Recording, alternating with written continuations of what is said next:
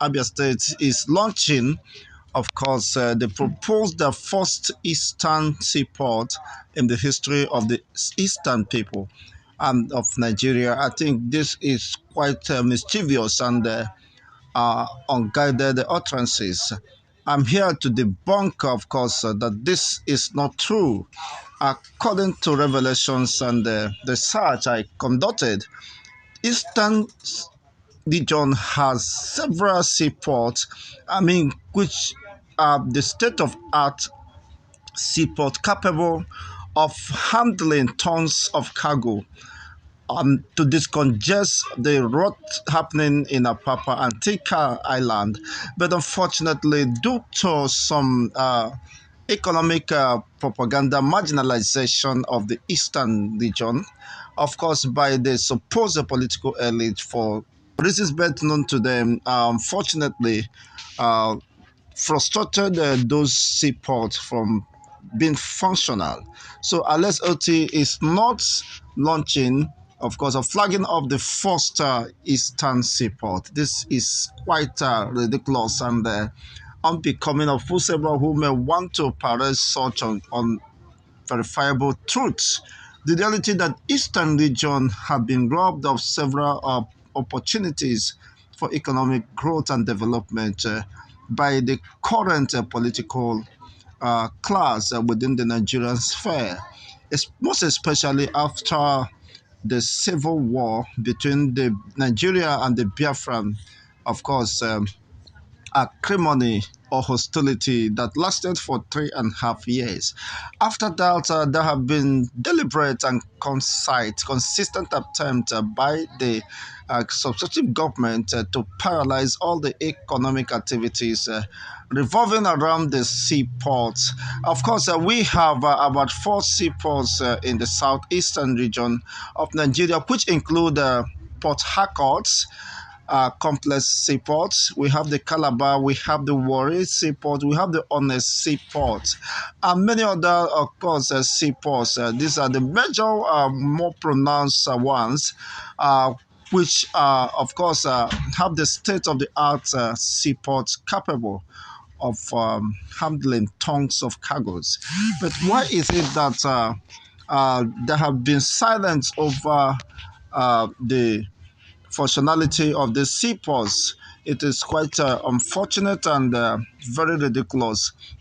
For instance, the Port Harcourt seaport is located, of course, in the Gulf of Guinea, of which is the eastern region, called the Rivers Port, complex in the eastern Nigeria. The port entrance, of course, requires a regular dredging for maintaining a constant water depth. Harcourt is an important transshipment hub for Niger and Chad. This is to describe how important and strategic those ports are. But unfortunately, there have been negligence and uh,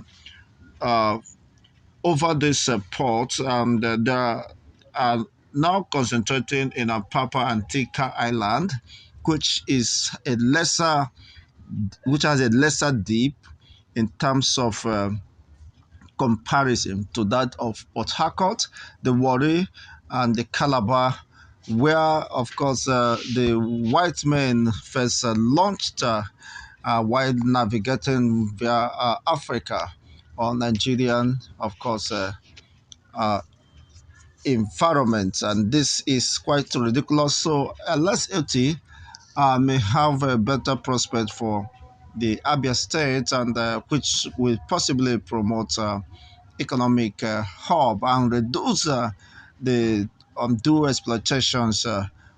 People should, of course, move their goods to Lagos State Island before it is cleared up and now moved through the roads down to the eastern region, which has increased the cost of those products or materials.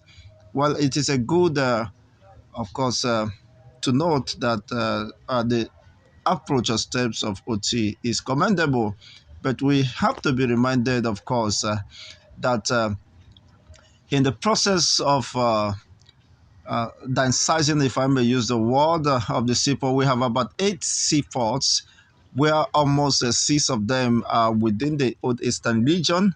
For instance, it was reduced to 6 major seaports, two, which of course is in Lagos, and the 4 in the east, namely Lagos, okay, Ports Complex, Tinkan Islands Ports Complex, okay, Calabar, Rivers, One, and Delta as well.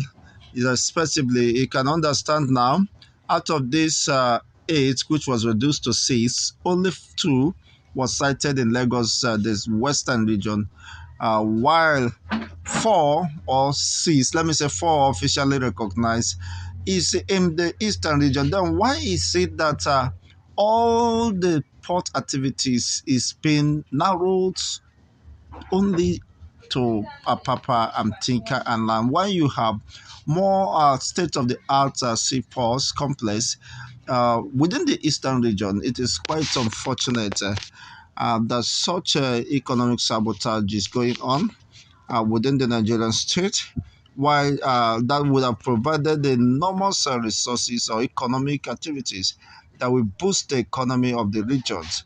But unfortunately, they have been skimmed out of economic opportunities that would have bettered the lot of the Eastern people. And in the ongoing summit of the Southeastern states has been expressed, of course, OT have expressed some level of willingness and commitment to revive the already moribund industry, multi-billion industry of the seaports that were neglected, which would have fetched more foreign returns or earnings to the regions, but then was unfortunately, for reasons undisclosed, perhaps to the people. There have been several calls. Why is this seaports not working? But well, time will always reveal the truth. The project, which was based in Owaza, Upal East LGA, Abia State, will be flagged off according to Governor Oti on 30th of September. That is fantastic. Being Saturday tomorrow. Okay, he made this known, okay, at the ongoing Southeastern Security Summit in Owerri. Well, we wish him well. I think it's a welcome development, and but the reality is that more needed to be done, and more fundamental questions must be asked. Why and how did those, of course, 4 working state-of-the-art seaports reduce to such redundancy, and no activities, of course, being encouraged within those seaports? And it is time to begin to ask these important questions and to get the fundamental issues addressed.